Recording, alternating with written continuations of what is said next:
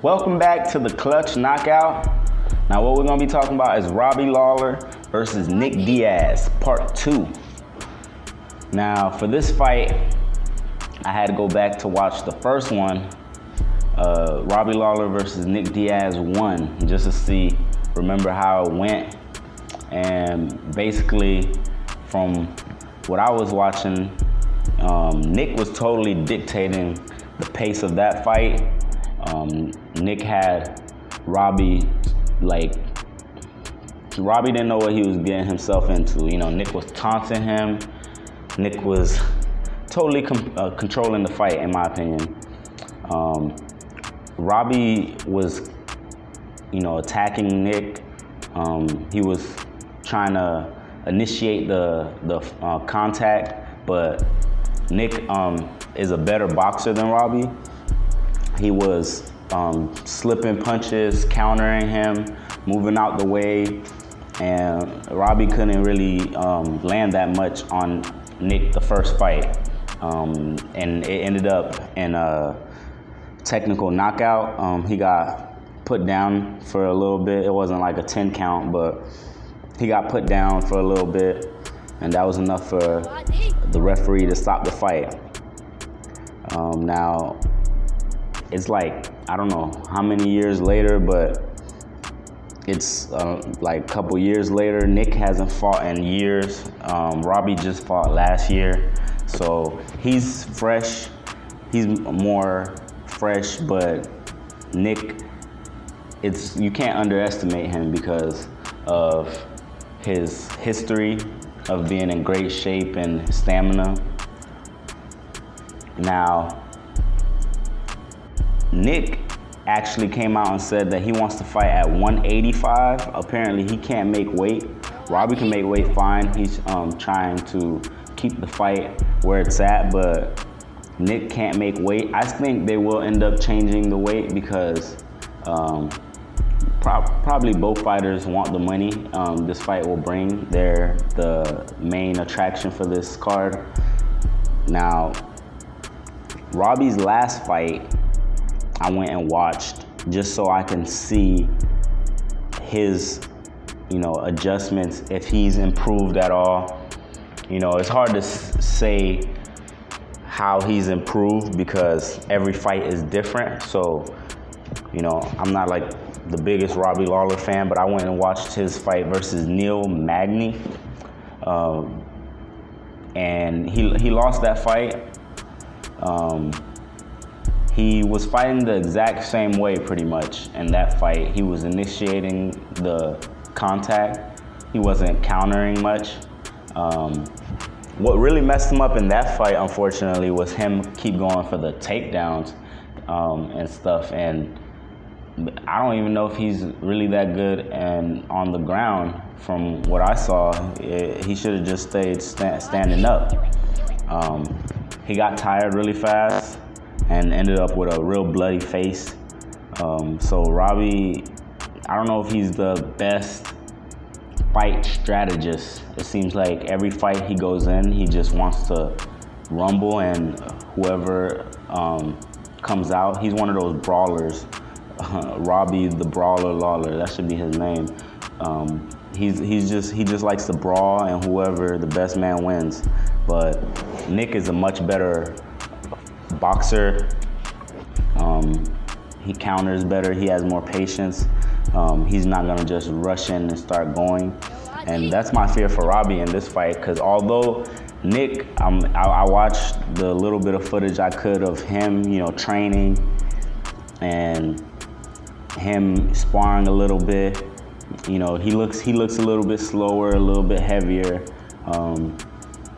Evidently, that it's obvious because he can't make weight. So he wants to fight at 185. So all that is, gonna stand out. But Robbie doesn't look like he's like the young spring chicken either.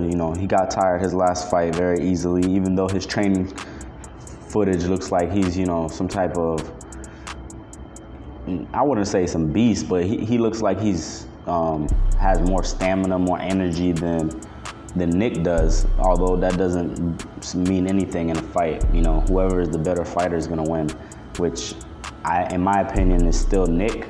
They both seem like the same fighters, just a little bit older, to be honest.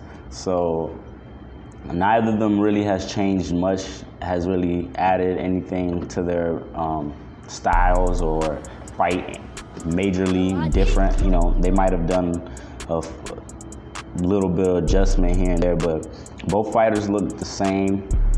I'm gonna predict on this one, Nick is gonna win because of that fact. Like, they're basically the same fighters, just a little bit older.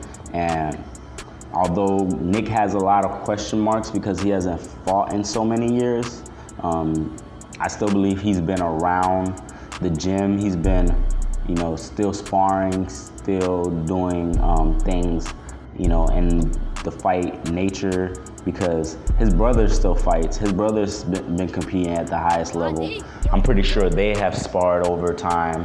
I'm pretty sure, you know, he's used his brother to prepare for this fight a little bit and used other fighters to prepare for this. And Nick has always had tremendous stamina. Like, he's known for doing long swims and triathlon type things and biking and just having real great stamina, although he does smoke weed. But I think Mike Tyson was the one that said that, you know, his training from early in his years with Customato really carried him through a lot of his pro career, because he wasn't as dedicated to the training the later it went on. But the muscle memory and, you know, your body memory from that, you know, it lasts a while. So if Nick has been keeping up his stamina and doing, you know, athletic things, even though he hasn't competed in the ring, he's still gonna be somewhat okay. Although this fight is gonna come down to whoever has the best stamina, because unlike other fights that are not championship fights, this fight is going 5 rounds. I believe Nate Diaz had a fight that was 5 rounds also, where it wasn't a championship fight. But this fight is gonna be 5 rounds, so the stamina is gonna come into question, and whoever gets tired faster, old Robbie or old Nick, is gonna lose. And I think Robbie might be the one, even though he competed last.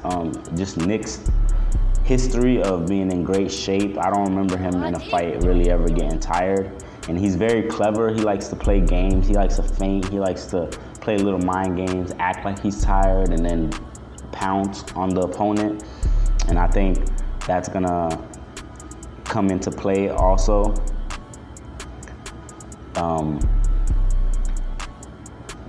Robbie, he needs to come in this fight and use his brains. And I'm not saying use his brains like he's an idiot, but, like, you know, play more games. He needs to try to, you know, feint and hesitate, even though I don't think that's gonna happen. You know, that's not like a prediction I'm making. I'm just saying he should try to do that, because it'll give him a better chance. Because from what I'm seeing, he likes to just go in there and brawl. And he even said it in his interview, in a recent interview. He said that he wants carnage when he gets in the ring. So I expect Robbie to come out bloody. I expect to be a brawl. This is going to be a very entertaining fight for, you know, all fight fans. If you want to see, you know, somebody throwing fists, I predict they're both going to stand up. They both like to stand up. You know, Robbie, last fight, I don't know why he tried to go to the ground like he did, but I hope he doesn't try to do that again. It doesn't make sense, especially in this fight. Both fighters seem like they're more comfortable standing up, even though Nick is the better stand-up fighter.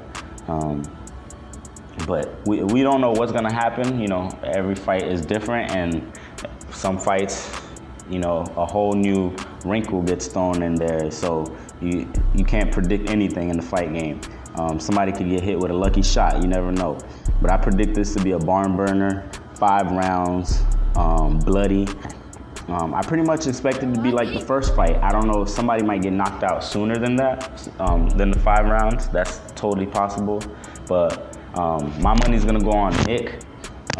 Let me know in the comments who you guys like, who you think's gonna win, what's your prediction.